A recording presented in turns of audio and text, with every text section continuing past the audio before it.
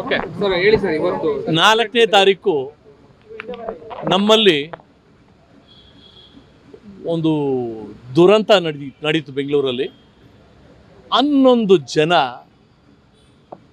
ಸತ್ರು. Is it accident ಆಗಿದ್ರೆ ಪರವಾಗಿಲ್ಲಪ್ಪ, including ಆ ತುಳಿತ ಏನು ನಡೀತೋ ಅದು ಆಕ್ಸಿಡೆಂಟಲ್ಲಿ ಆಗಿದ್ರೆ ಓಕೆ. ಅದಕ್ಕೆ ಸೃಷ್ಟಿಯಾಗುವಂಥ ಒಂದು ಸನ್ನಿವೇಶವನ್ನು ಯಾರಾದರೂ ಕ್ರಿಯೇಟ್ ಮಾಡಿದ್ದಿದ್ರೆ ದೇ ಆರ್ ಲೈಬಲ್. ಅವರು ಆ 11 ಸಾವಿಗೂ ಉತ್ತರ ಹೇಳಲೇಬೇಕು. ನನ್ನ primary complaint DK Shivakumar. DK Shivakumar ಬಗ್ಗೆ ಜಾಸ್ತಿ ಹೇಳೋದು ಬೇಕಾಗಿಲ್ಲ, ಹೆಸರೇ ಸಾಕು. Doctor Shalini Rajneesh chief secretary, Satyavati ಅವರು ಸೆಕ್ರೆಟರಿ DPIR, ಆಮೇಲೆ ಸುಭೇಂದು Ghosh CEO KSCA, ಮೆನಾನ್ Vijayan Rajesh RCB, Thimmaiah ವೆಂಕಟವರ್ಧನ DNA, ಆಮೇಲೆ ನಮ್ಮ ಕಮಿಷನರು ದಯಾನಂದ್ ಅವರು, additional commissioner Vikas Kumar, deputy commissioner Shekhar T ತೆಕ್ಕನ್ ಅವರು ಭಾರಿ ನಿಯತ್ತಾಗಿ ಅಕ್ಯೂಸ್ಡ್ 1 ಹೇಳಿದ್ದನ್ನು ನಿಷ್ಠಾವಂತರಾಗಿ ಪರಿಪಾಲಿಸ್ತಾರೆ DCP. ಆಮೇಲೆ assistant commissioner Balakrishna, inspector Girish, ಆಮೇಲೆ ನೀವೆಲ್ಲರೂ ಭಾರಿ ಚರ್ಚೆ ಮಾಡಿರೋವಂಥ ಒಂದು ಪತ್ರ ಬರೆದಿದ್ದಾರೆ ಅಂತ ಆಗಿರೋ ಕರಿಬಸನಗೌಡರು DCP ವಿಧಾನಸೌಧ. ಈ ಕಾರ್ಯಕ್ರಮಗಳಲ್ಲಿ ಬಂದು ನಿಂತ್ಕೊಂಡು ಹೂನಾರ ಹಾಕ್ಸ್ಕೊಂಡು ಹೋದರೆ ಸಾಲದು. There is something called as vicarious liability. Chief minister ಸಿದ್ದರಾಮಯ್ಯನವರು ಮುಂದಕ್ಕೆ ಬರ್ತೀನಿ, ಅವ್ರ ಸ್ಟೇಟ್ಮೆಂಟ್ ಕೇಳಿದ್ರೆ ಅದು ಹೆಂಗೆ ಆ ಮಾತಿನ ಹೇಳಕ್ಕೆ ಬರುತ್ತೋ ನನಗೆ ಗೊತ್ತಿಲ್ಲ. ಮುಖ್ಯಮಂತ್ರಿಯಾಗಿ ಪರಮೇಶ್ವರ್ ಅವರು ಹೋಮ್ ಮಿನಿಸ್ಟ್ರು, ಆಮೇಲೆ Tushar Girinath additional chief secretary home. ಇಷ್ಟು ಜನ ಮೇಲೆ ಹಾಕಿದ್ದೀನಿ. ನನ್ನ ಪ್ರಾರಂಭ ಈ RCB ಮತ್ತು DK ಶಿವಕುಮಾರ್ ನಡುವೆ ಏನಿದೆ, ವಾಟ್ ಇಸ್ ದಿ ಕನೆಕ್ಷನ್?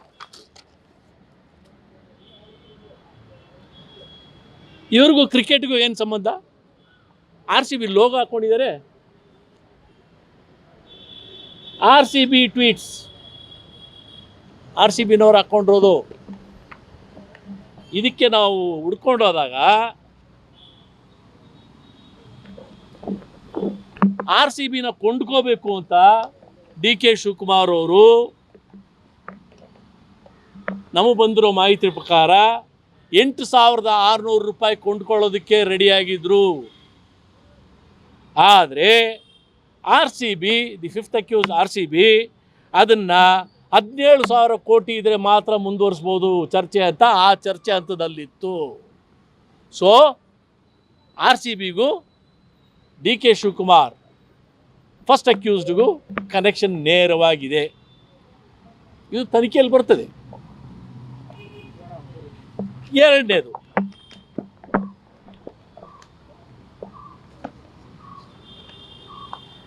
ಈ DNAನವರು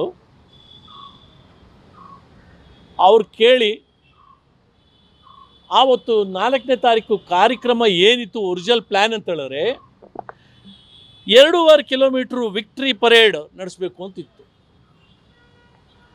ಓಪನ್ ಬಸ್ಸು ರೆಡಿ ಇತ್ತು, ಪೊಲೀಸು ತಯಾರಿನೂ ಮಾಡಿತ್ತು.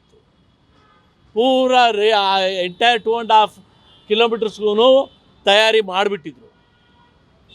ಆ 2.5 ಕಿಲೋಮೀಟ್ರು ಪ್ರೊಸೆಷನ್ ಆಗಿದ್ದಿದ್ರೆ ಓಪನ್ ಬಸ್ಸಲ್ಲಿ 2.5 ಕಿಲೋಮೀಟ್ರ್ ನಿಂತಂಥ ಜನ ಮನೆಗಳಿಗೆ ಹೋಗ್ತಾಯಿದ್ರು, ಇಲ್ಲಿಗೆ ಬರ್ತಿರ್ಲಿಲ್ಲ ಸ್ಟೇಡಿಯಂಗೆ. ಇಲ್ಲಿ ಕೇವಲ ಆ ಪಾಸ್ಗಳು ತೊಗೊಂಡ್ರಲ್ಲ ಹೈಟೆಕ್ನವರು. ಆ ಹೈಟೆಕ್ನವ್ರು ಬರ್ತಿದ್ರು. ಇನ್ನೊಂದು 5% ಗೊತ್ತಿಲ್ದಿರೇನೋ ಇನ್ನೊಂದ್ಸಲಿ ನೋಡೋಣ ಅಂತ ಬರ್ಬೋದಾಗಿತ್ತು. ಅದು ಎರಡನೇದು. ಈ ಆವತ್ತು 4ನೇ ತಾರೀಕು ನೀವು ಮಾಡಬೇಕಾದ್ರೆ ಏನು ನಿಮಗೆ ಅರ್ಜೆನ್ಸಿ 4ನೇ ತಾರೀಕು ಮಾಡಬೇಕು ಅಂತ?